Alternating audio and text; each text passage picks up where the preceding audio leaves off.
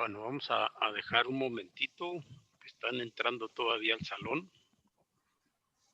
Al salón más cordial bienvenido, además de desearles un año pues lleno de cosas importantes para cada uno de ustedes, de cosas trascendentes, positivas, incluyendo en primer lugar la salud en estos tiempos difíciles que estamos viviendo en el mundo de la pandemia y particularmente agravada en México. Pero precisamente hoy vamos a hablar de Bartolomé Esteban Murillo, un pintor del siglo XVII, que entre otras cosas le tocó precisamente una epidemia, la peste, justamente allá en Sevilla, de donde él era, y eso le llevará a que su pintura siempre tenga una cierta carga positiva, optimista, incluso como seguramente nos explicará en un momento más nuestro querido invitado de hoy, Héctor López Bello. Le damos la bienvenida, profesor, abogado, especialista en hermenéutica, y también está con nosotros Gildardo López. Muy buenas noches, encantado de estar con ya ustedes. Conocen, muy buenas noches. Maestro en Derecho, maestro en políticas públicas y maestro en muchas cosas. Y su servidor, soy Salvador Cárdenas Gutiérrez. No, de nada, con mucho gusto, Gildardo. Y su servidor, soy Salvador Cárdenas Gutiérrez. Yo también soy historiador. Bueno, yo soy historiador y abogado, las dos cosas.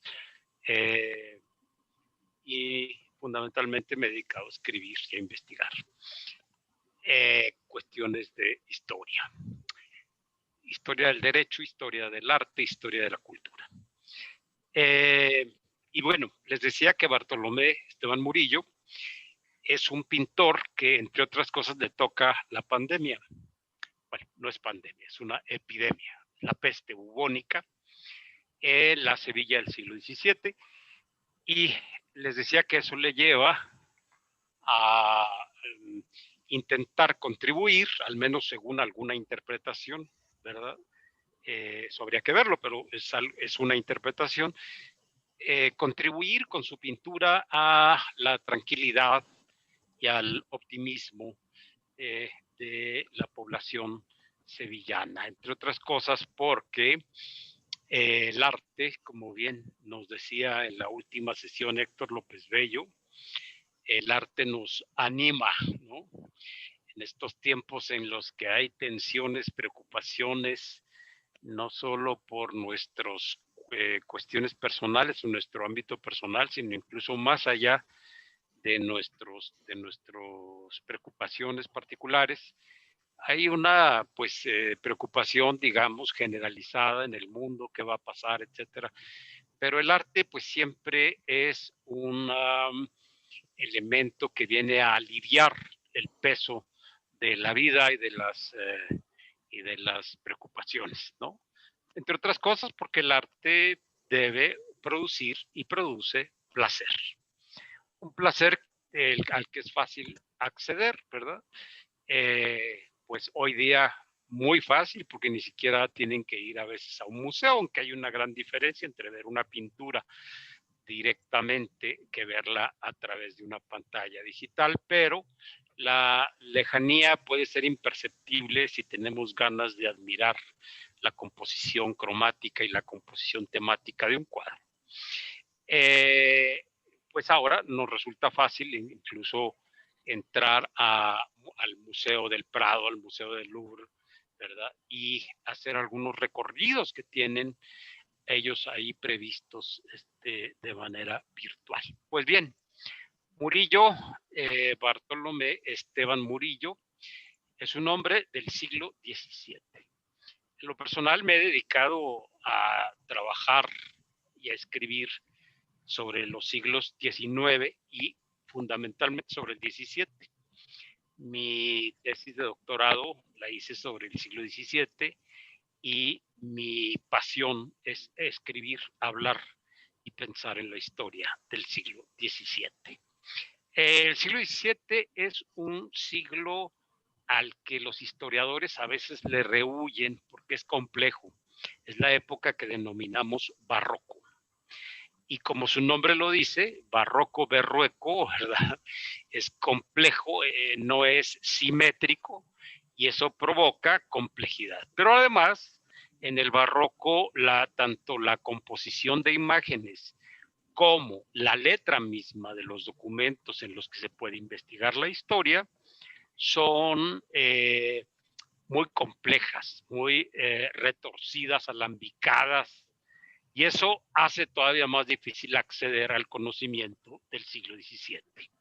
La propia letra, como les digo, la imagen en su composición, es el siglo del barroco. Y en esa época le toca vivir a Bartolomé Esteban Murillo, nacido en Sevilla a principios en la segunda década del siglo XVII.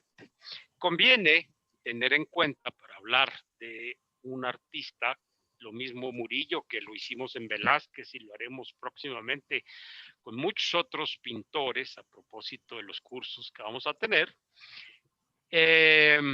Conviene entender lo que se suele denominar el contexto o la atmósfera experiencial del autor.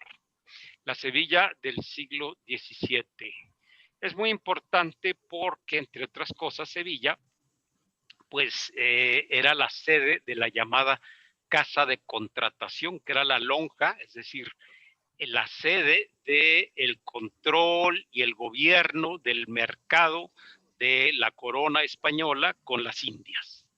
Ahí llegaban los barcos cargados de oro y de plata, cargados de muchas especies y de muchos productos que llevaban las naves que salían pues de los puertos americanos. La Casa de Contratación de Sevilla hizo que Sevilla para el siglo XVII se convirtiera en la ciudad más importante de España. Nada más para que se den una idea, en la época de Murillo, Sevilla tenía aproximadamente 150,000 habitantes, mientras que Madrid apenas llegaba a 100,000 y era la capital de la monarquía más rica y poderosa del mundo, con lo cual Sevilla pues se convierte en un centro de tráfago, de intercambio comercial, pero también de intercambio cultural, humano. Se vuelve muy compleja. Por eso cuando a Santa Teresa de Jesús en el siglo XVI le proponen, casi le imponen, abrir un convento de monjas contemplativas carmelitas en Sevilla, dicen Sevilla, si esa ciudad, es la Babel de España, ¿no? Es la tierra donde llegan extranjeros, moros, judíos, africanos, es la tierra donde llegan los indianos, es la tierra compleja, insisto. Y además, el siglo XVII, pues es lo que se conoce como época, además de ser barroca en su estructura, es una época que se conoce también desde el punto de vista de la historia económica como la época del precapitalismo o protocapitalismo. No es el capitalismo tal cual lo entendemos hoy, pero sí es el anuncio del capitalismo, es decir, de las inversiones privadas, los manejos de capital, los créditos.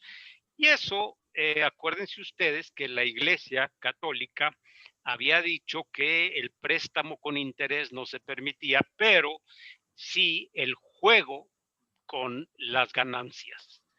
Es decir, si se permitía la compraventa y ciertas prácticas derivadas de la compraventa. Esto hace que la sociedad, pues la compraventa y el comercio son por antonomasia actividades lúdicas. Es decir, comprar y vender es un juego. Y en el juego siempre hay tramposos. Y esta es también la España y la Sevilla de Murillo. La Sevilla, escenario de la picaresca española.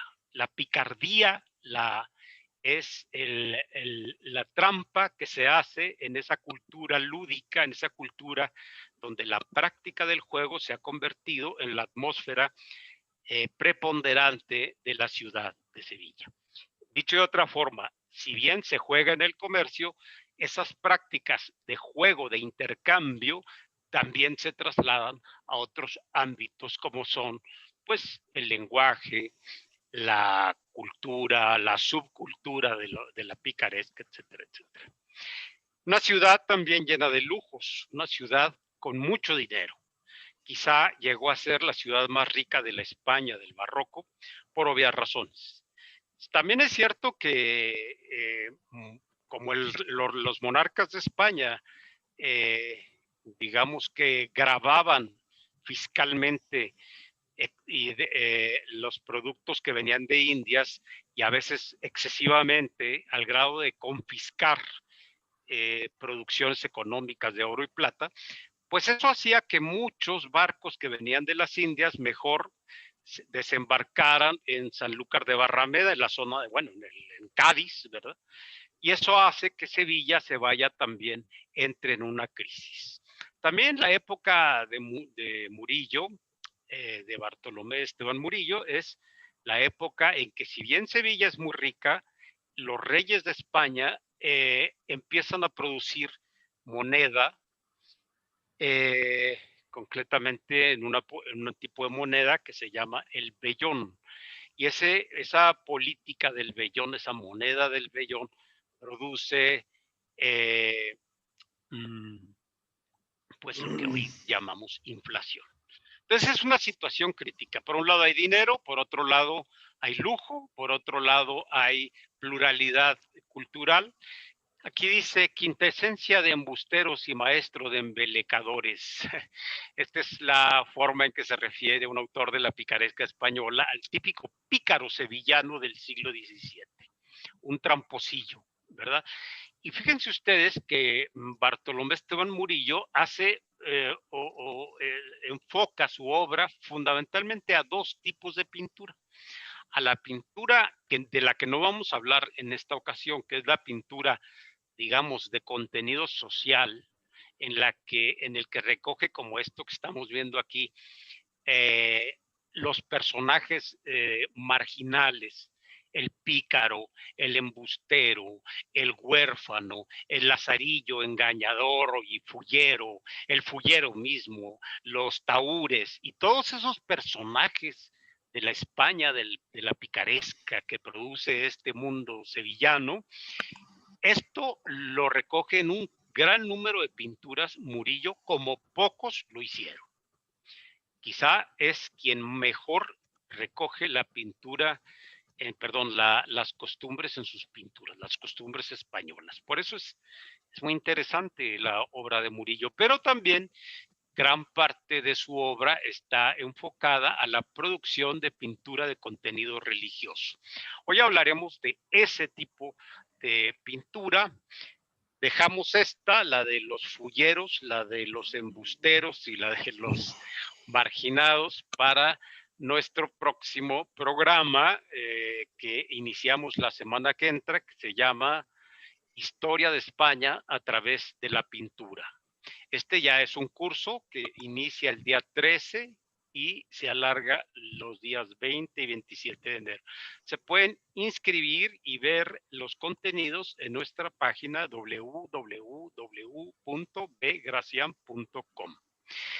Hablaremos, entre otras cosas, de este enfoque de Murillo del que hoy no hablaremos. Hoy solo nos enfocaremos hacia la pintura de contenido religioso y particularmente mariano. Este es pues el contexto de Murillo: una Sevilla barroca, una Sevilla comercial, una Sevilla con dinero que puede pagarle un pintor, una Sevilla también compleja en su construcción, en su jerarquización social, y en ese contexto es donde se desarrolla la obra de Murillo, de la que en particular nos hablará Héctor López Bello, concretamente refiriéndose a la parte que ya dijimos, al enfoque religioso. Los invitamos pues a que se inscriban a nuestro próximo curso. Eso ya es curso, que inicia la próxima semana. Ojalá ahí los podamos ver. Este no es el curso que empieza la semana que entra, no es una historia de España a través de, perdón, una historia de la pintura española, sino es una historia de España, pero en lugar de utilizar los documentos tradicionales como una constitución o un libro de historia, utilizaremos la pintura. Es decir, vamos a tratar de contar algunos aspectos de la historia española a través de la expresión pictórica y de la expresión plástica. Bueno, pues bienvenido Héctor una vez más. ¿Y qué nos dices de Murillo? Muchísimas gracias, Ya iremos Salvador. comentando Gildardo y yo. Claro que sí. Bienvenido como Gracias. siempre, Héctor. Un gusto tenerte por Gracias al aquí. doctor Salvador Cárdenas, maestro y amigo, y al queridísimo maestro Gildardo López. Un gusto compartir y gracias a todas El las gusto es personas mío, que gracias. nos hacen favor de sintonizar y tomar esta tarde de tertulia, que eso es lo que nos encanta hacer, tertuliar, platicar de los temas que nos gustan. Muy feliz año a todos. Y pues ojalá que estas charlas que estamos nosotros teniendo estos días les dejen inquietudes para que nos sigan acompañando, porque son temas de los cuales vamos a seguir platicando. La vida no nos da, entonces lo que vamos a abordar esta tarde en una hora es muy difícil tratar de condensar todo el contenido pictórico, histórico, incluso hasta religioso de uno de los más importantes, tal vez no pintores de la historia de España, sino de los pintores más importantes en la historia. Murillo fue considerado casi hasta finales del siglo XIX uno de los más importantes pintores europeos, incluso por encima de Velázquez. Las galerías, bueno, sobre todo los señores ingleses, los lores ingleses, los franceses, las galerías se peleaban por las obras de Murillo. Ya es hasta mediados del siglo XIX cuando empieza a perder un poquito de popularidad y es cuando Velázquez empieza a tener un poco más de auge, ¿no? Pero Murillo siempre fue considerado uno de los más importantes maestros del barroco europeo, no nada más español, porque como ya lo decía Salvador, el contexto histórico en el que le toca vivir es uno de los más interesantes en la historia de Europa. Ya nos lo decía el doctor Cárdenas, Sevilla era, hagan de cuenta, el Nueva York del siglo XXI, eso era Sevilla en aquella época. Una de las ciudades más hermosas, si ustedes tienen oportunidad de viajar a España, no dejen de visitar Sevilla y no dejen de visitar todo el contexto cultural histórico que hay en Sevilla, donde se conglomeran todas las culturas europeas previas a la monarquía, y pues de ahí es de donde surge también gran parte de la historia de Hispanoamérica. Y esa es la España, ese es, bueno, no la España, corrijo, ese es el mundo que le toca ver a Murillo. Murillo era un gran observador, considerado dentro del barroco como uno de los más importantes naturalistas, cosa que no encontramos en otros pintores barrocos. La pintura barroca se caracteriza por el adorno, se caracteriza por la cantidad de elementos específicos o concretos que hay. Pero lo que hace Murillo es en su obra colocar lo que él ve del mundo exterior, del mundo que le rodea, del mundo que surge. Estamos hablando de uno de los más importantes pintores que trata de retratar en las obras la realidad, porque él no está pintando, digamos, él no es un pintor. Murillo no perteneció a la corte real, él no pintaba para la corte, él pintaba para la gente porque él veía a la gente. Uno de los temas más interesantes, de los que más obras tiene Murillo, es el tema de la Sagrada Familia. Prácticamente el 80%, 85% de la obra de Murillo es una obra de carácter religioso. Dentro de esas obras de carácter religioso destacan en particular tres. La primera es la Sagrada Familia. Es un tema recurrente en el que se va a ver siempre José, María y el niño. El más importante de ellos, lo vamos a ver en un momento, la Inmaculada Concepción, y la última, algunos fragmentos y pasajes de parábolas del Evangelio. Pero yo lo que quiero compartirles es que vean aquí en esta primera imagen que tenemos, la adoración de los pastores, y ahorita que estamos recientemente tomando los tiempos de Navidad, esta es una obra que seguramente ustedes la han visto, es de las más reproducidas en el mundo, en una cantidad importante de pósters, de tarjetas, pero me gustaría que observen esta pintura. No es la típica pintura del nacimiento de calendario, no es la típica pintura incluso barroca de la época. Lo que estamos viendo aquí es gente, y por eso, fíjense, no se llama la adoración de los magos, lo que le puso es los pastores. Y los pastores precisamente son un reflejo de cómo era la sociedad. Vean, por favor, cómo están las ropas o el ropaje de San José.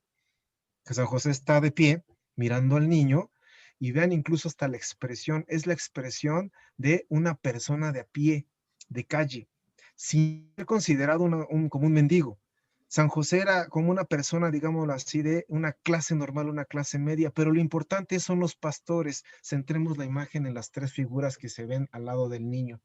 El pastor que está inclinado está vestido, si se dan cuenta, como un mendigo, como esos que pululaban y que había de manera impresionante en toda la Sevilla de la época de Murillo. Incluso vean los pies, unos pies ennegrecidos, unos pies llenos de barro, unos pies que se ve que han caminado como esas personas que veía Murillo que caminaban por las calles pidiendo mendrugos de pan, viviendo de la limosna, como las dos mujeres que están ahí al fondo.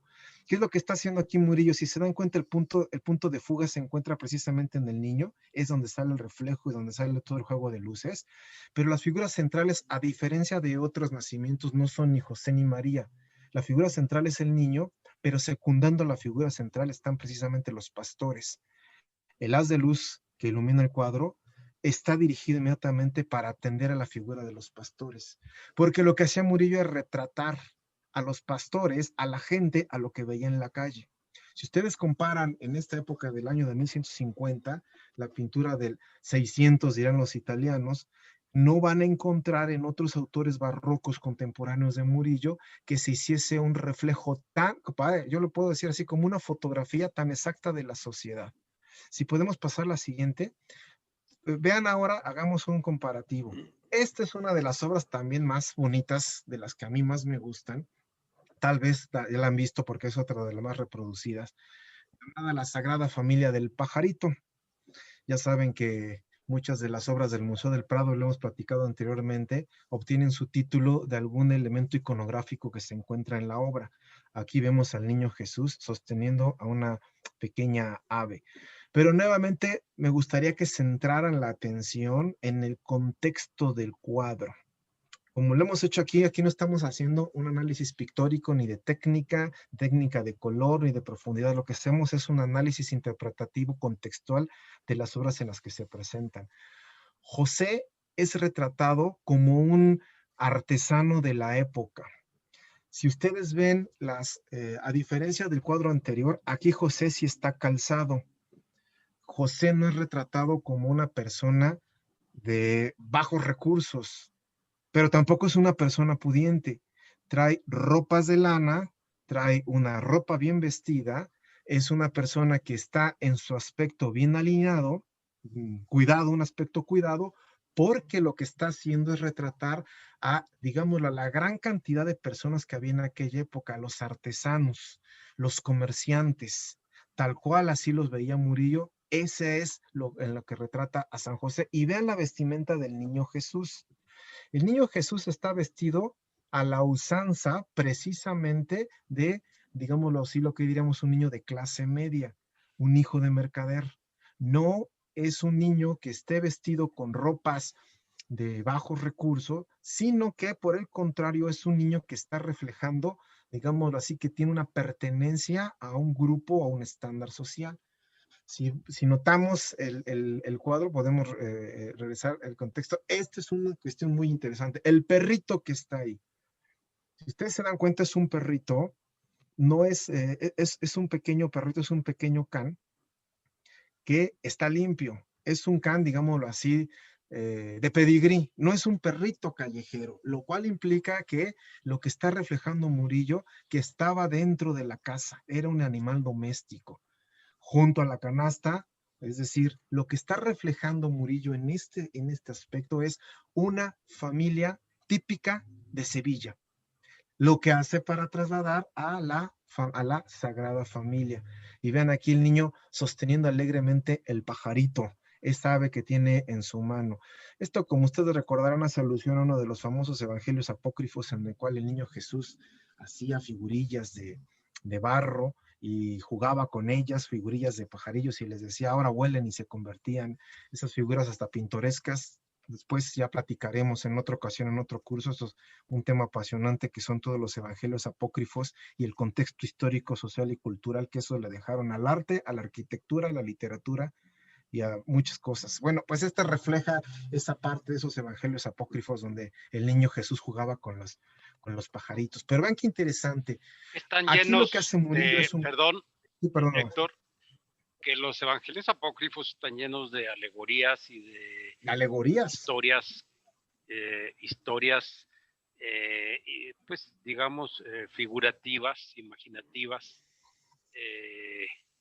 pero que para mi gusto, muchas de ellas pues le dan un sabor de leyenda, legenda, ¿verdad? Exacto. A los evangelios. Y muchos de los temas de los evangelios apócrifos, que así se llaman, pues son, como decía, dan lugar a alegorías y a metáforas y a imágenes que se recogen en la pintura como aquí, ¿no?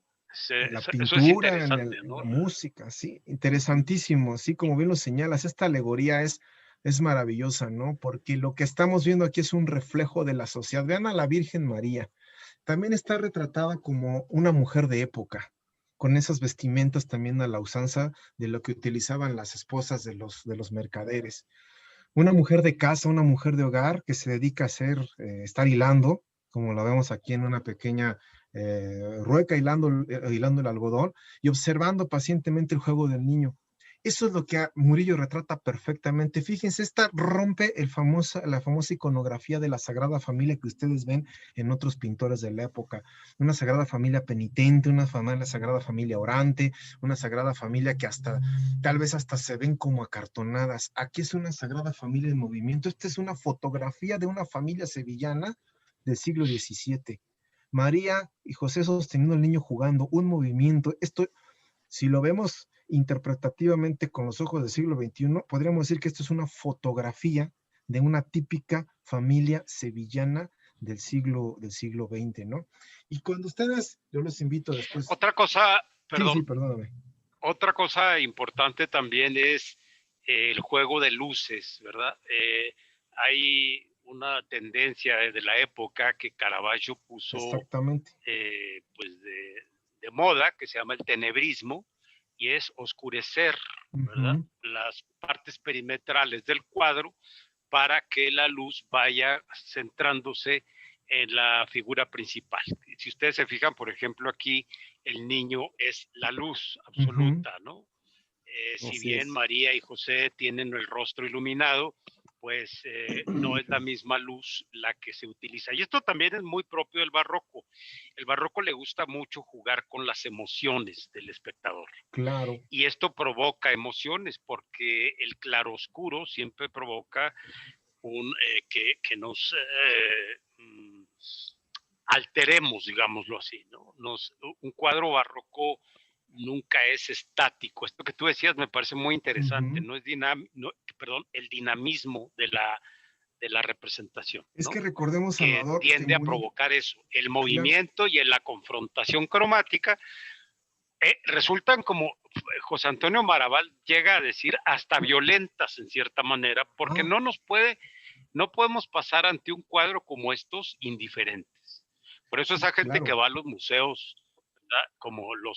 Yo no tengo nada contra los japoneses, pero no dejan ver las pinturas, ¿no? Por estar sacando fotos y porque quieren decir que fueron al museo y ven todo y no ven nada.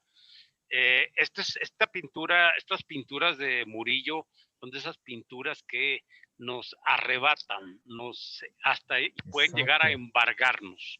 Yo recuerdo yo he ido muchísimas veces al Museo del Prado, porque yo estudié allá en España, pero este tipo de pinturas son de esas que hay que ver con calma, ¿verdad? Que si no vemos las otras 800 no importa, ¿no? Con haber visto 4 bien vistas y captar esto que es tan sugerente lo que tú estás diciendo, ¿no? El dinamismo, sí, el recoger ese espíritu sevillano que está tan claro aquí, ¿verdad? Y el jugar con los claroscuros, ¿verdad? Para que no nos quedemos indiferentes ante un hecho maravilloso como es el de el Hijo de Dios encarnado, ¿no? Claro, claro, porque a diferencia de otros pintores, Murillo no pintaba para las cortes. Las obras de Murillo se exponían, bueno, estaban destinadas a capillas, a parroquias, a iglesias, como lo vamos a ver a continuación en la más de las más significativas de las iconografías, que es precisamente la Inmaculada Concepción. Prácticamente todas las obras de Murillo fueron expuestas en distintas iglesias y desde luego la más importante, la vemos un momento, en la Catedral de Sevilla. Por eso Murillo lo que hacía era utilizar, como bien lo dices, utilizar la pintura como medio de manifestación de sentimientos, de emociones. La gente que llegaba y lo veía no era la gente de la corte, era la gente de calle, los que se acercaban a las iglesias, los que se acercaban a las capillas. Murillo pintaba para ellos, ¿no? Y seguramente ustedes identifican a Oye, Murillo Héctor, por esto. a propósito, Héctor, perdón, a propósito de esto que tú dices, hace muchos años leí yo un artículo de una revista del Instituto, de la revista del Instituto de Investigaciones Estéticas de la UNAM, que en realidad era un artículo que yo me parece que era el comentario sobre un artículo alemán en el que se planteaba si un artista que no tuviera fe podía realizar una obra sagrada. Hay quienes dicen sí, porque pues simple y sencillamente puede copiar, digamos, y tratar de expresar pues una cierta concepción de lo trascendente, ¿no? De lo digamos, transmundano, trascendente, diríamos, en general, ¿no? Sí, yo en lo personal lo dudo, porque pintar es proyectar algo que se tiene dentro. Y quiero decir esto ya es mi opinión, ¿no? Quiero decir esto por lo siguiente. Yo creo que hay que destacar que si la obra de Murillo es tan excelsa en el arte, en la historia del arte universal, entre otras cosas es porque él estaba proyectando una interioridad. Es decir, Murillo era un hombre profundamente, casi yo diría, no solo piadoso, sino hasta místico. Exacto. Un hombre que era más que creyente, ¿no? Y por eso, claro, en estas obras que nos has escrito y comentado, las de la Sagrada Familia y las que vas a comentar a continuación, pues se ve esa especie como de emoción proyectada, una emoción personal, ¿no? No, totalmente de acuerdo. No, pintar no es aprender una técnica, no es ejecutar.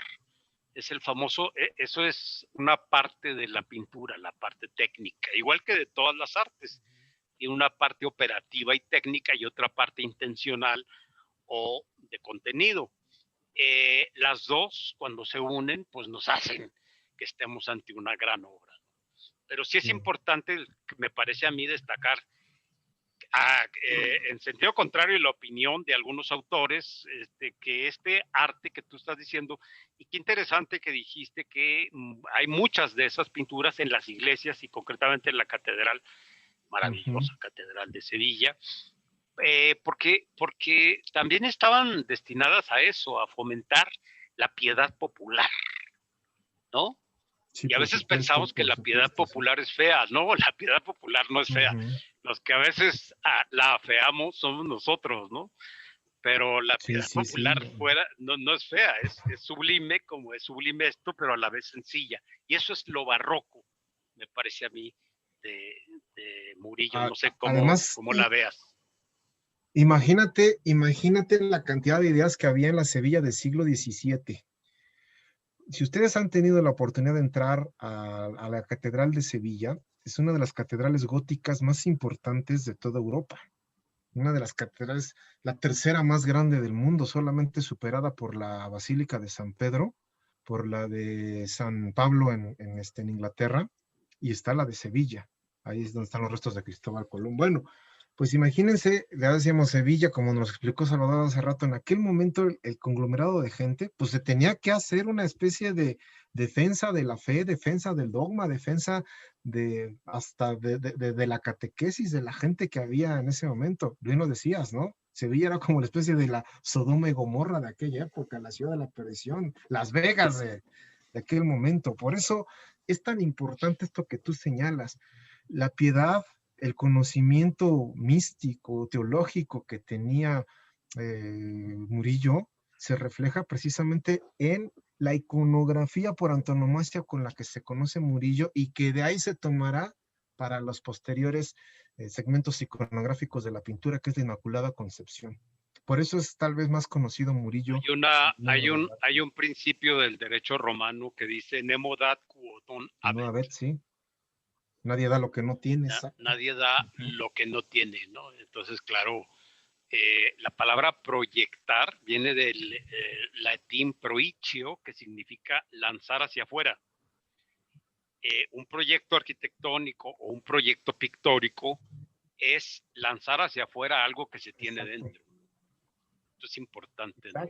Oye, ¿y por qué de manera particular el dogma de la Inmaculada y no otro aspecto? Esto es bien interesante, Salvador, porque España, desde la época de Carlos V, quinto de Alemania, primero de España, estamos hablando en el momento en el que viene toda la reforma protestante, España se asume como la defensora de la fe, como la gran defensora de la fe cristiana, ¿no? Incluso hasta se llega este momento, tal vez hasta de soberbia de los reyes, ¿no? Roma no pudo, lo hacemos España, ¿no? Ahora el nuevo pueblo elegido somos nosotros, ya no son los judíos.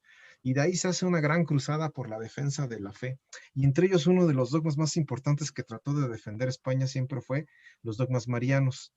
Quizá el más interesante y el más importante que defender. Y hubo hasta unas disputas teológicas muy interesantes entre franciscanos y dominicos para tratar de entender el dogma de la Inmaculada Concepción, cosa que no defendían en otras latitudes europeas. España, uno de los grandes pilares de la fe española y que nos transmiten también a la Nueva España, a América, son los dogmas marianos. Ustedes recordarán, ahora nos suena muy fácil, ¿no? La Inmaculada Concepción, la Conchita, pero es un dogma de los más recientes de la Iglesia. Se declara como dogma de fe hasta el año de 1854, pero España lo venía defendiendo desde el siglo XV. Era una de las fiestas, bueno, sigue siendo una de las fiestas más importantes de España. El día 8 de diciembre es Día Nacional de España, en el cual la Inmaculada Concepción se considera como uno de los más importantes dogmas. Y otro que para nosotros nos suena muy común, pero que es novísimo, el dogma de la Asunción de María. Ese es un dogma que se declara hasta 1950 y tantos, o sea, es desde el siglo pasado apenas. Son dogmas muy recientes, pero que España ya los venía contemplando desde antes. Por lo tanto, España lo que hace, de hecho... Fíjate que es muy interesante, Héctor, la Catedral Metropolitana de México. Todas las catedrales tienen lo que se denomina una advocación mariana, que es un aspecto de la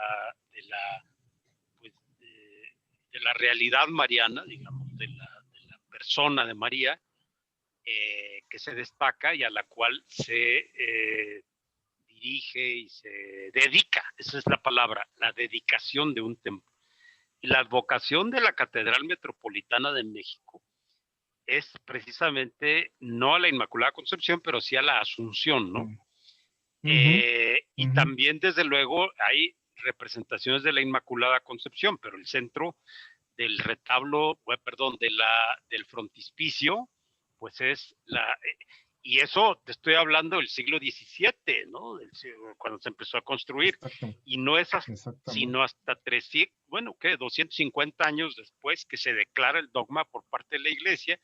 Y a España le tuvo sin cuidado si la Iglesia lo declaraba o no dogma. Y lo colocó en el mero centro de la Catedral de México. Digo de México porque era parte de la Nueva España, como lo hizo también en varias iglesias, entre otras en Madrid y Sevilla. Exactamente, ¿no? Y cuando vayan a la catedral, alcen la mirada a la puerta central y van a ver que la iconografía es precisamente la iconografía que vamos a ver en un momento. Se toma como modelo la iconografía de Murillo. Murillo lo que hace es tratar de representar, bueno, nada más. ¿Te refieres a la Catedral Metropolitana de México o cuál? Sí, la Catedral Metropolitana de México. La Catedral Metropolitana de México, sí. Lo que hace Murillo también es tomar una de las, digamos así, directrices que también tenía España en aquel momento. Estamos hablando había pasado casi un siglo del Concilio de Trento, este famoso concilio de la contrarreforma protestante, y una de las características que toma la Iglesia precisamente para reafirmar los dogmas, reafirmar la fortaleza de ideas, es el arte. Y por eso el arte se convierte en uno de los grandes transmisores de la fe, porque es más fácil llegar al pueblo, es más fácil llegar a la gente a través de una pintura que de una escritura. Por eso el arte se convierte en el gran instrumento de la fe. Y Murillo, como muchos otros pintores, y otra cosa importante de esto que estás diciendo, hay que recordar que la reforma protestante, luterana y calvinista, zwingliana, etcétera, tiene una carga muy fuerte de iconoclastia, ¿no? Exacto. De iconofobia, diría yo. Exactamente, sí. Y justamente lo que se denomina contrarreforma española o reforma católica, que a mí me gusta más llamarla reforma católica, eso fue que se materializó en el Concilio de Trento. No solo se atacó, se criticó la iconofobia o la fobia a las imágenes de los protestantes, sino que se aconsejó a las diócesis que fomentaran la imaginería religiosa para fomentar la fe. En este sentido, el catolicismo, pues siempre ha sido mucho más iconográfico que los países que adoptaron las distintas creencias protestantes, ¿no? Protestantes, sí, desde luego. Y el arte, la pintura, es tal vez la manifestación más interesante, ¿no? Y pocas ocasiones tenemos de ver en autores tan representativos de esto que nos comentas como en Murillo. Murillo, de hecho, toma la famosa frase del Apocalipsis que veíamos aquí, esta famosa iconografía del capítulo 12 del Apocalipsis, para señalar a la figura triunfante de María, ¿no? Esta interpretación, aquí sé que hay teólogos aquí nos están acompañando, aquí teólogos entre los participantes. Entonces, disculpar aquí esta interpretación, pero una de las tantas interpretaciones que se da del capítulo 12 es hacer una analogía de María como la mujer que aparece en esta señal de la mujer vestida de sol, ¿no? La que es blanca como el sol y que está pisando en sus pies a la luna y derrota al gran dragón, ¿no? Pues una de las defensas o de interpretaciones de carácter mariológico del Apocalipsis es precisamente identificar ahí la figura de María. Y Murillo, como varios contemporáneos, utilizan este fragmento del Apocalipsis para hacer la iconografía clásica de María, tal cual la vemos aquí. Si se dan cuenta, es una especie de mezcla, insistimos, los dogmas marianos no existían en esa época, pero los españoles, bien lo decía ahorita el doctor Cárdenas, pues se la pasaron por Arco del Triunfo y lo tomaron como un dogma propio. Es un gran atributo de España, una aportación muy importante de España. La iconografía de la Inmaculada Concepción es una mezcla entre la concepción de María libre de pecado y la asunción de María al cielo. Por eso siempre la van a ver a María pisando la luna con ese vestido color blanco. Los que tuvimos la oportunidad de reunirnos hace unas cuantas semanas para hablar de la pintura de Botticelli, cuando vimos las figuras marianas, recordarán que la Virgen María estaba vestida de color rosa, de color rojo, pocas veces vestida con el color blanco, porque en Botticelli, en el Renacimiento italiano, no existe este carácter iconográfico, teológico, apocalíptico que ya existe posterior al Concilio de Trento. Por eso la representación de María ya no la van a ver con un color rosado, rojo, sino haciendo analogía a lo que dice el capítulo 12 del Apocalipsis, vestida de sol, vestida de luz. Y siempre la van a ver con ese color triunfante de pulcritud, de pureza, y un manto color azul que refleja o es el significado también de la pureza y del cielo, porque se representa aquí a María triunfante.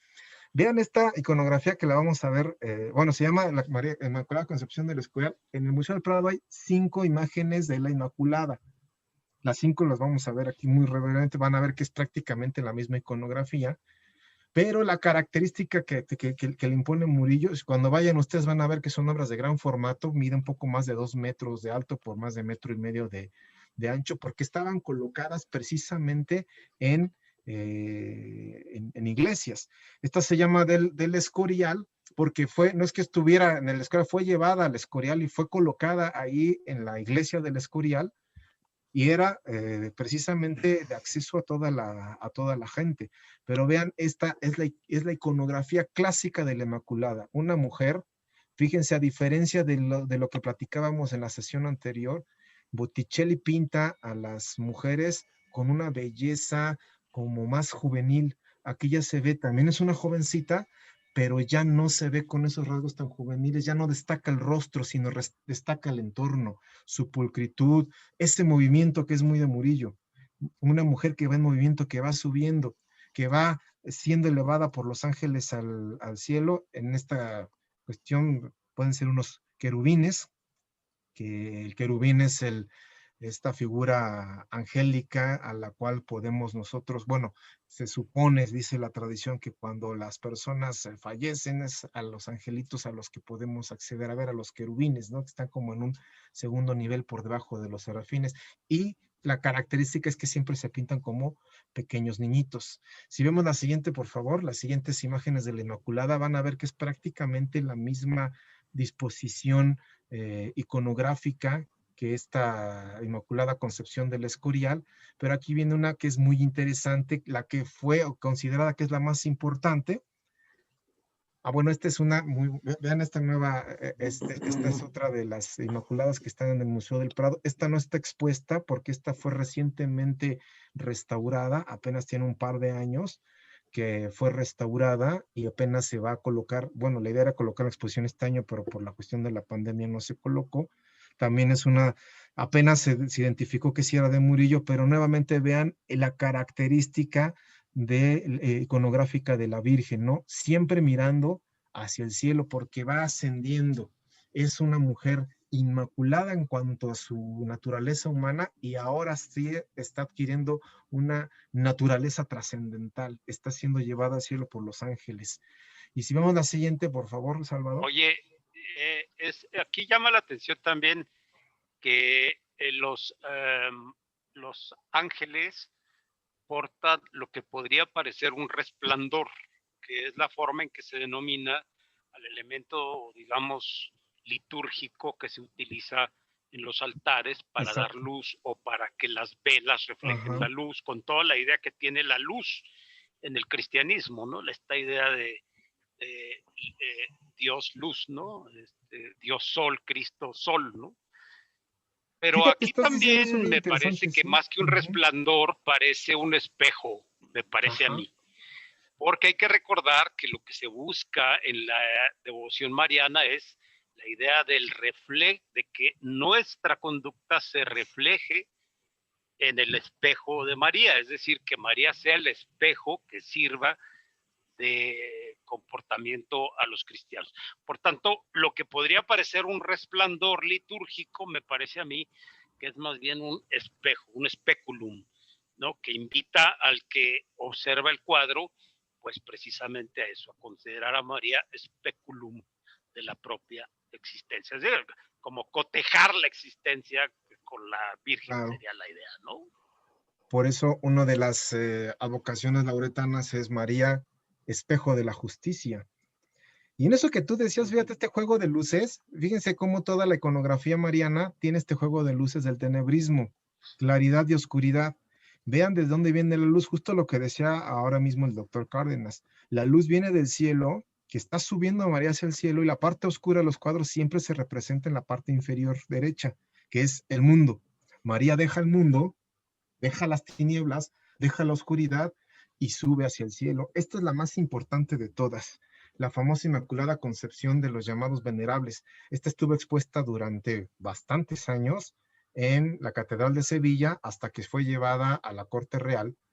Esta se llama de los venerables porque fue encargada precisamente por el canónigo de la Catedral de Sevilla, que para la sazón era, digámoslo así, el superior general de los famosos sacerdotes de la orden de los venerables sacerdotes hospitalarios, que era una orden muy famosa en la Sevilla de aquella época, y precisamente fue encargada para que se colocase en uno de los altares laterales de la Catedral de Sevilla. Esta imagen la vieron cientos, si no es que decir miles de personas, y de ahí fue de donde se tomó la imagen o la iconografía más importante de la Inmaculada Concepción. Esta imagen después fue llevada a la corte. Cuando los franceses invaden España, vamos a verlo eso un poquito la siguiente semana, vamos aquí adelantamos, se llevan y se toman prestado, como es muy habitual entre los franceses y los ingleses, toman a préstamo perpetuo muchas cosas, toman prestado y se llevan este cuadro a Francia, estuvo en el Louvre y ya después fue regresado en la época de Franco, ya este cuadro regresó al Museo del Prado. Pero esta se considera la más importante porque esta precisamente es la que la gente vio con mayor claridad. Esta es, como bien lo decía Salvador, vean cómo se refleja aquí todo el movimiento entre los angelitos, entre el mundo que está dejando María y al cual está llegando. Esta es la imagen que estuvo, si van a la Catedral de Sevilla van a encontrar una réplica en uno de los altares laterales, estuvo expuesta en la Catedral de Sevilla durante prácticamente 200 años. Por eso de ahí surge la iconografía principal de la Inmaculada. Y si vemos las últimas, si podemos ver la siguiente, Salvador, van a ver que se repite la misma iconografía, la misma disposición iconográfica, María subiendo al cielo, llevada por los niños, dejando la oscuridad, subiéndose a las tinieblas, con esas manos llevadas a su regazo, en señal de aceptación amorosa, de saber que va la presencia. Ella es la esclava del Señor, la que dijo, sí, Él hágase en mí, la que refleja precisamente toda la voluntad de Dios aceptada en la humanidad. Por eso, si ven siempre los angelitos, van llevando palmas. La palma es uno de los atributos esenciales dentro de la iconografía cristiana del martirio. Solamente dirá, pero María no fue mártir, pero María sufrió varios martirios en su corazón, ¿no? Si una espada le atravesara su corazón, le profetizó a Ana cuando llegó al niño a presentar, los dolores que sufrió de ver a su hijo clavado en la cruz. Por eso María también es elevada a los altares con esa palma del sacrificio, porque ella es precisamente el ícono de la humanidad, ¿no? Y si vemos la siguiente, esta es... Oye, algo muy interesante y que se relaciona también, hay que recordar que el influjo más importante durante la colonia, durante la época colonial en México, el influjo más importante, o la influencia más que otra cosa, artística proviene de Sevilla. Sí, claro. Nuestro arte churrigueresco, por ejemplo, mexicano, pues proviene de Sevilla. Cuando uno va a Sevilla y ve los altares dorados, es altares que no se ven en Madrid, ni en Castilla, ni siquiera en Extremadura, ¿no? Se ven en Andalucía y concretamente en Sevilla. Y quería yo comentar, aquí en México, si ustedes se fijan tanto en esta como en las anteriores, los querubines y los serafines que aparecen, ¿verdad? Aquí arriba y aquí, ¿verdad? Están regordetes y mofletudos. Siempre los querubines se representan así. Aquí, ¿por qué? Pues porque se supone que es para expresar, eso en la iconografía tradicional, que están inflamados del amor de Dios. Incluso por eso siempre se les pone soplando o cantando. Así, ¿no? Y gorditos, con los cachetes inflados, porque están inflamados del amor de Dios.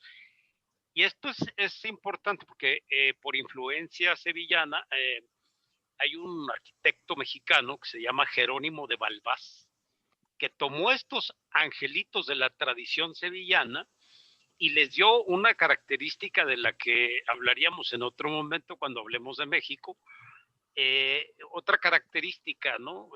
Los puso más mofletudos, más grandes, más cabezones, y son únicos en la historia del arte y los que aparecen en el retablo de los Reyes de la Catedral Metropolitana de México por influencia sevillana. Y estos ángeles, puesto que los hizo Jerónimo de Balbás, se conocen como angelitos balbasianos en México. Los angelitos balbasianos son los querubines y los serafines tomados de la tradición pictórica sevillana, concretamente de Murillo, y trasladados al campo visual del churrigueresco, pero con la impronta de Jerónimo de Balbás, lo que los hace particulares, y quizás sea una de las diferencias entre el arte novohispano del barroco y el arte sevillano también del barroco, esta forma de representar a los angelitos, ¿no? Pero es muy importante también la relación entre estos ángeles, que pues ¿por qué están inflamados del amor de Dios? Pues porque según la tradición y la teología, incluso Santo Tomás habla de ello, los ángeles, hay unos que están como en una especie de circunferencias, ¿verdad? Circuncéntricas. Pues, según la tradición, ya son, digamos, disquisiciones teológicas, pero los que están más cerquita de Dios son los querubines y los serafines. Y por estar más cerca de Dios están más inflamados. Por eso siempre están chapetones, ¿no? Y gorditos. Claro, y son ellos los que llevan a María al cielo. Un querubín o a un serufín flaquito. Sí, claro, pues son los que lo acompañan justamente al cielo. Sí, sí. Y por último vamos a ver una que es de las más interesantes, tal vez poco conocidas, obras de Murillo, pero son de las más importantes. Volvemos a lo que decíamos hace un momento, esta formación espiritual y teológica que tenía, refleja hizo varias obras dedicadas precisamente a pasajes bíblicos. Entre ellos la famosa serie del Hijo Pródigo. Aquí lo interesante que lo que vamos a ver en estas 4 figuras, en estas 4 obras, es que no son cuadros, son bocetos. Lo que vamos a ver a continuación son bocetos. Esta famosa alegoría que todos ustedes recuerdan, bueno, perdónenme, la famosa parábola que aparece en el Evangelio de San Lucas, en el capítulo 15, la del Hijo Pródigo, ¿no? El que le dice, Padre, dame la parte de la herencia que me toca. Se va, tiene una mala vida, se arrepiente y vuelve con el Padre. Pero lo que ven en estos bocetos, lo que hace Murillo es precisamente retratar nuevamente lo que decíamos, la vida de Sevilla del siglo XVII. Si ustedes ven esta secuencia, aquí la preparamos en secuencia, están dispuestas, faltan 2, los bocetos son 6, nada más que los 2 faltantes están en la Galería de Arte de Londres. Aquí solamente estamos poniendo las que están en el Museo del Prado. Están en el orden en el cual aparece, no fueron pintadas en este orden. De hecho, la primera que pintó fue el Hijo Pródigo abandonado, la última, pero las ponemos en la secuencia en la que aparece el relato evangélico de Lucas. Si vemos la anterior, por favor, Salvador, vean esta primera imagen cuando el hijo le está pidiendo, Padre, dame la parte de la herencia que me corresponde. Vean las vestimentas que tiene aquí el padre y las que tiene el hijo. Aquellas son vestimentas de gente pudiente, podemos ir hasta cortesanos. El padre, incluso hasta vean ese padre con dinero. Si se dan cuenta aquí el reflejo, el padre en la cabeza tiene una kipá, lo que usan los judíos. En aquella época pues se consideraba también al judío como el que juntaba la riqueza, el que tenía el poder adquisitivo más amplio.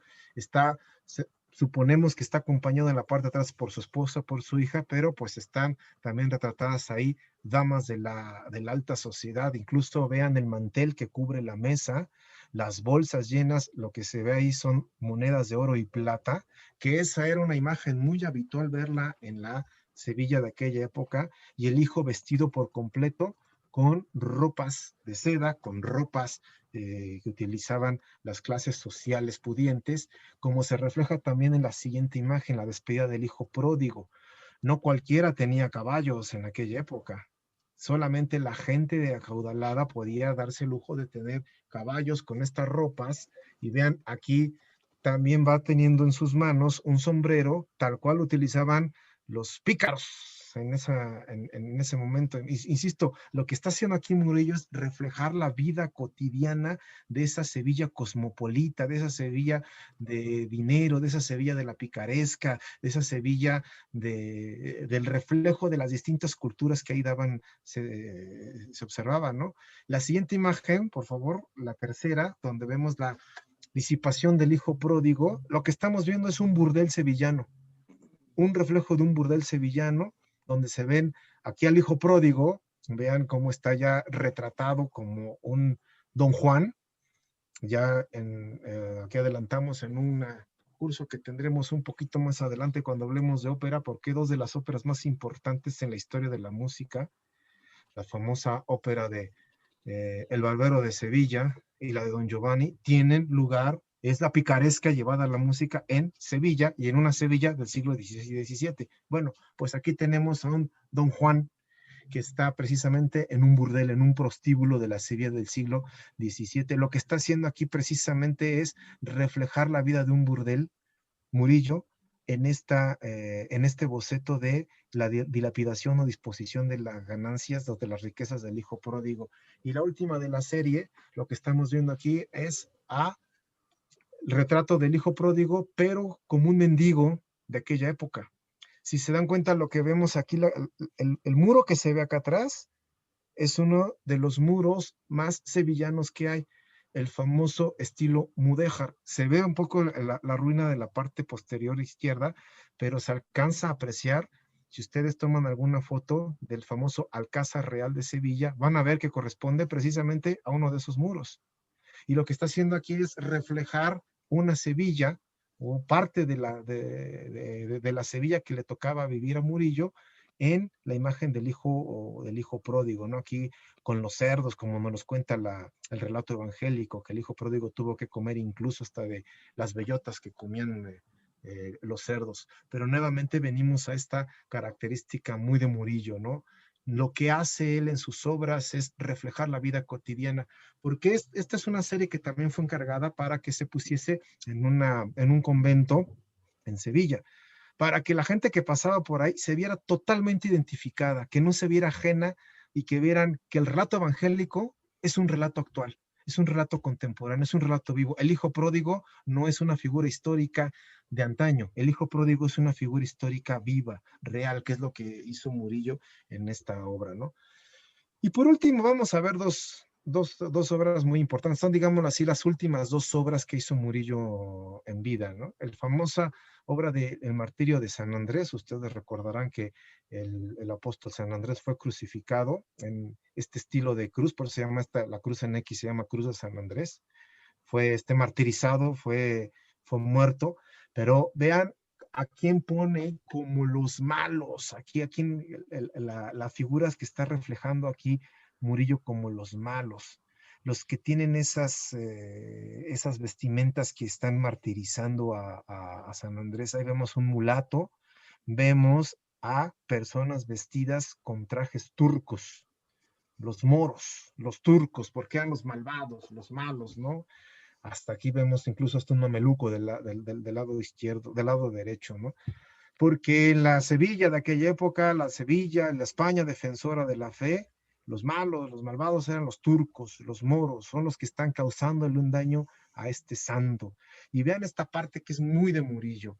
Murillo no hace, decíamos, retrato estático. Murillo hace un retrato dinámico. Aquí lo que están viendo, centren la mirada en el punto de luz, que es precisamente San Andrés.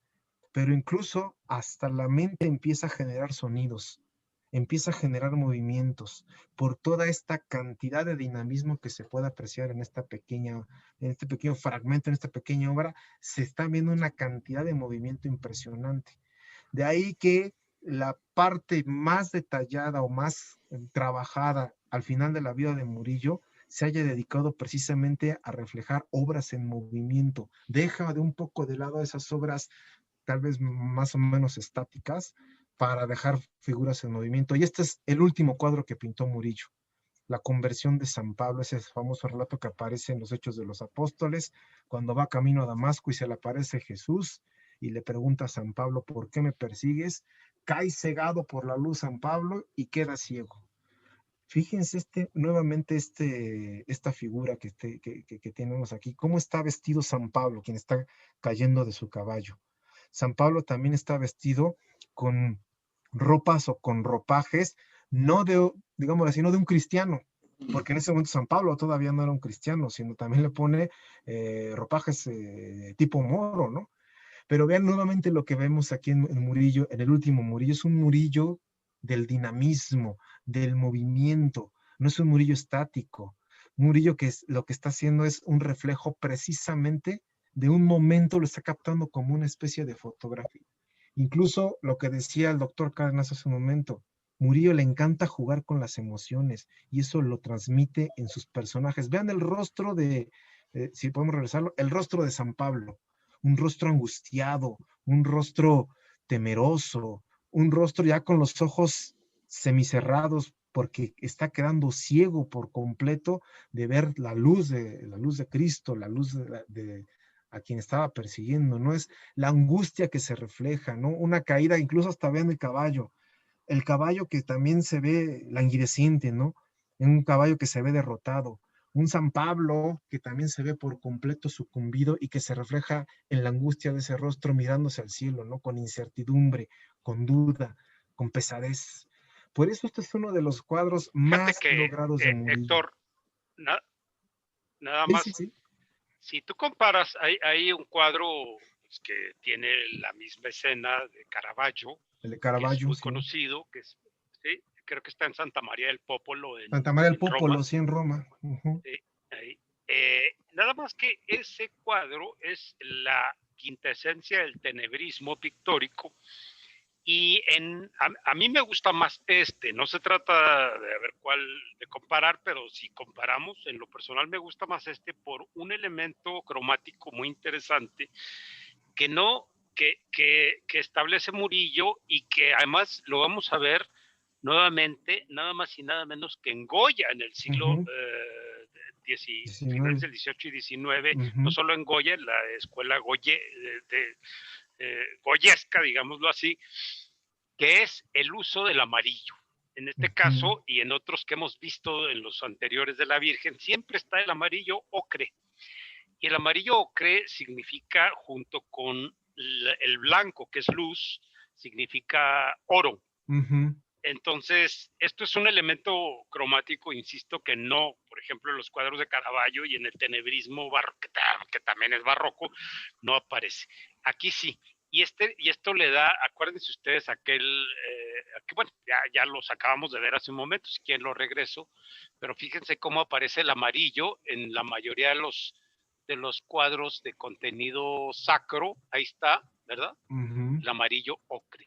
Esto es muy, muy de Murillo y muy español, ¿no? El usar el ocre o amarillo, que es la representación del oro. Entonces, tanto es luz de verdad como es oro de sabiduría, oro de excelsitud de vida, digamos. Así es, ¿no? Entonces, Sí. esto también me parece importante destacarlo porque no lo vamos a ver más que en Rubens, pero no es ni siquiera el amarillo ocre el que utiliza fundamentalmente Rubens, ¿verdad? Sino que ya es mucho más rojizo. Pero este amarillo sí es muy propio de Murillo y hay que destacarlo por su significación, ¿no? Y nada más hay un detalle. Además de por su belleza, a mí me parece bellísimo ese amarillo. No sé, ¿se acuerdan de aquel cuadro donde está un perro con un fondo amarillo que es de Goya? Es un fondo amarillo enorme que está tomado de este tipo de amarillo ocre que está tomado de un material específico y que lo hace pues, muy bonito. Además, el color amarillo es el color que da paz al espíritu, ¿no? Ya ven que cada color tiene un sentido, ¿no? El color que da paz al espíritu es ese amarillo ocre, nada más y nada menos. Por eso estos cuadros resultan deliciosos, sabrosos, ¿no? Sí, no, claro, Muy ¿no? bien. Y uno de los elementos con el que da ese amarillo, así como datillo cultural, es precisamente logrado de machacar la flor de cempasúchil, cosa que pues los españoles la tenían muy, muy a la mano porque era una flor típica de aquí de la Nueva España, ¿no? Que es lo que le da ese temple de color un poquito más claro, que no se logra en otros amarillos, sobre todo si lo ven en la pintura flamenca, ¿no? Por eso, Sí, ¿no? así Qué es. interesante esa acotación que acabas de hacer, ¿no? Sí, Y mira, sí. aquí metimos un cuadro más de contrabando, que es el de Santa Rosa de Lima, que también del mismo autor. Sí. Porque también es muy interesante que Sevilla se convierte también en digamos, en el punto de referencia del mundo americano. Acuérdense ustedes que la corona española había establecido que Cádiz y bueno, la bahía de Cádiz y Sanlúcar de Barrameda eran la puerta de entrada de los productos indianos a España. Sin embargo, como ya lo dije al principio, la lonja comercial o la casa de contratación estaba en donde, por cierto, hoy es el Archivo General de Indias, que yo tuve el gusto de trabajar ahí 2 meses felices, 2 grandes meses que trabajé ahí buscando papeles antiguos. Es el archivo más importante de la historia americana. Bueno, ese Archivo General de Indias se encuentra en lo que era la casa de contratación de Sevilla, una de las sedes, y pues eso es muy importante, como el mismo Murillo está tomando este tema, que es un tema absolutamente americano, ¿no? El de Santa Rosa de Lima, un tema indiano, una devoción indiana hispanoamericana, ¿no? Por eso es muy, yo creo que uno de los viajes que yo les recomiendo que hagan en cuanto se pueda viajar y en cuanto podamos viajar, que seguramente será, pues, no sé, pero es toda esta zona que es Sevilla, es un triángulo formado por Sevilla, Huelva, Sanlúcar de Barrameda, la isla San Fernando, Cádiz, y luego, bueno, hacia abajo Huelva y todas las marismas de la tradición rociera. Toda esta parte de España es la parte más americana, más vinculada a nuestra historia, y por eso mucho del arte que vemos en esa zona, y creo que Murillo ha sido la mejor selección que podríamos hacer para hablar del arte español, del Museo del Prado, y también conectar con Hispanoamérica, precisamente en este año que celebramos los 500 años de la conquista y de la fundación de México, porque no nos conquistaron, es la fundación de México, ¿no? Por eso quisimos poner este cuadro de un motivo indiano. Muy bien, pues no sé si haya preguntas, Gildardo. Sí, déjame, sí, bueno, no hay preguntas, hay comentarios. Justamente el padre Alan Telles, muy buenas noches, padre, nos menciona que el dogma de la Asunción fue declarado el primero. Alan Telles. Sí, el 1 de noviembre de 1950. Muy buenas noches, padre, qué gusto tenerlo por acá. Siempre un gustazo. Y yo quisiera comentar, se ha considerado la pintura del barroco y especialmente a Murillo, pues como un pintor muy particular dentro del barroco, porque el barroco se da en un contexto que se ha expresado incluso de decadencia, de oscuridad, de pesimismo muy, muy acentuado, tanto así que pues hay la poesía de la época, el mote que se le pone al propio Carlos II, ¿no? Del hechizado, dadas todas las desgracias que parecían caer todas sobre España. Los propios Eugenio d'Ors y Maraval señalan que la cultura del barroco se da sobre todo en los tiempos de crisis. Sin embargo, Murillo no deja de ser, me perdonarán el término, pero me parece que es visual. Murillo no deja de ser, dentro de este contexto, un pintor luminoso, ¿no? Un pintor, en algún momento se le califica el pintor de los niños, el pintor de las vírgenes. Sin embargo, no deja de haber una chispa que bien en este contexto igual de la contrarreforma, o bien mejor expresado de la reforma católica, como bien decía el doctor Cárdenas, desde esta propuesta estética de Murillo, pues no deja de llamar muchísimo la atención esta chispa, esta luz, incluso esta sonrisa, diría yo, esperanza, que no deja de plasmar siempre en su obra plástica. Sí, me parece, digo, estoy de acuerdo. Además, yo lo decía al principio, esa es una de las interpretaciones que se han hecho, que Murillo está pintando en una España que está, en una Sevilla, que si bien está en el auge de la riqueza indiana, también hay que recordar que está participando de un malestar general de decadencia en el resto de España. Si tú comparas, yo creo Héctor estaría de acuerdo conmigo, si tú comparas, por ejemplo, las pinturas costumbristas que vamos a ver en el curso de la semana que entra, de Velázquez con las de Murillo, son muy distintas. Velázquez es la típica expresión del pesimismo para mí. Absolutamente. En cambio, Absolutamente. tienes razón, Gildardo, Murillo es positivo. Hay que recordarlo, decía yo al principio, que escribe también para un pueblo afligido por la peste bubónica. Así es. Por eso todas las imágenes que hemos visto, si ustedes se fijan, son amables. Es una de las características de los rostros de Murillo. No así de sus maestros, si se puede decir así, Velázquez o Zurbarán. Bueno, Zurbarán es la tragedia. A mí me deprime un poco Zurbarán. Me gusta mucho, pero yo prefiero ver a Murillo, me alegra la vida. Zurbarán es muy místico y será muy místico, pero bueno, es casi trágico, diríamos, un sentido trágico de la vida espiritual y de la vida monástica y de la vida ascética. Y Velázquez, pues muy cortesano, ese pesimismo típico del que habla Maraval, pero que no, efectivamente, Gildardo, no creo que lo encontremos en Murillo. Murillo es un hombre, quizá más sevillano. El andaluz no es lo mismo que, ¿verdad? No. Eso marca una Sin diferencia duda. importante. Sin Sí, duda. sí. El talante Sí. andaluz es muy distinto Así al es. extremeño y mucho más al castellano, y ya no se diga al norte español. A ver, sí.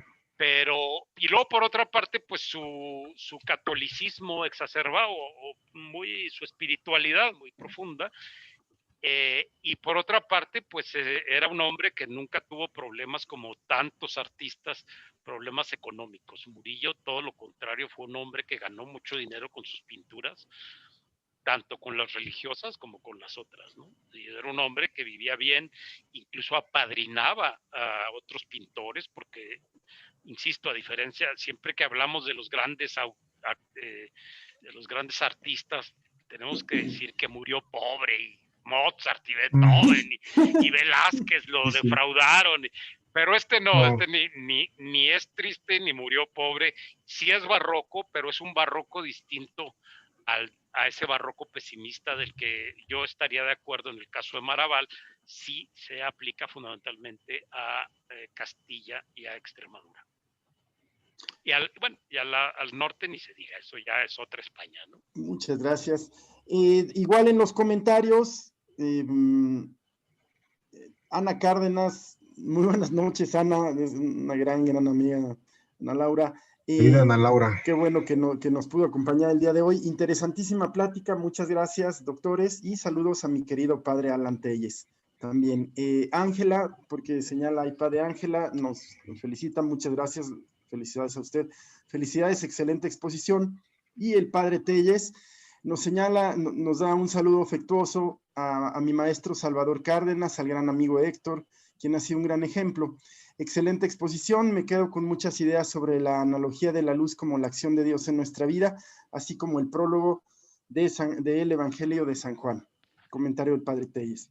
Muchas gracias, padre Telles. Es un honor que nos acompañes, padre Alan, el canciller de la Arquidiócesis de México. Muchísimas gracias, qué honor. Y abogado de la UP. Sí, además, sí. Terminó más claro, es abogado. Pues no hay más comentarios, más que las felicitaciones, y no nos queda pues más que agradecer a quienes nos hicieron el favor de acompañarnos el día de hoy, por supuesto al doctor Cárdenas, al doctor López Bello. Muchas gracias, Gildardo, y también a Eunice, que nos acompaña como siempre. Muchísimas gracias. Para que esto pueda operar, si no, no operaría. Gracias. Muchas gracias. Gracias a ustedes. Un saludo y los esperamos. Apúntense. Vamos a hacer una oferta para los 37 que quedan, y los que se fueron ya no van a poder tener la oferta. Los que se inscriban al curso van a tener un 10% de descuento si se inscriben antes del día lunes. Muchas gracias. De descuento al curso de Museo del Prado, Historia de España a través de la pintura. Solo para los que están en Muy bien. Muy bien, doctor. Muchas gracias. Muchas gracias. Adiós. Muchas gracias a todos. Buenas noches, gracias Qué gusto, a todos. gracias. Muy buenas noches a todos. Hasta luego. Hasta luego, gracias.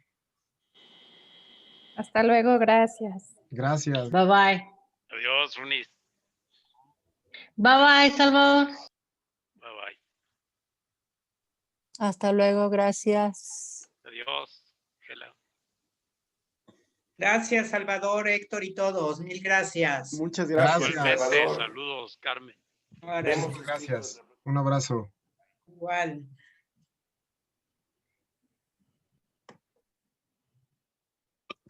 Pues nos vamos, Eunice, cerramos el salón. Muchas gracias.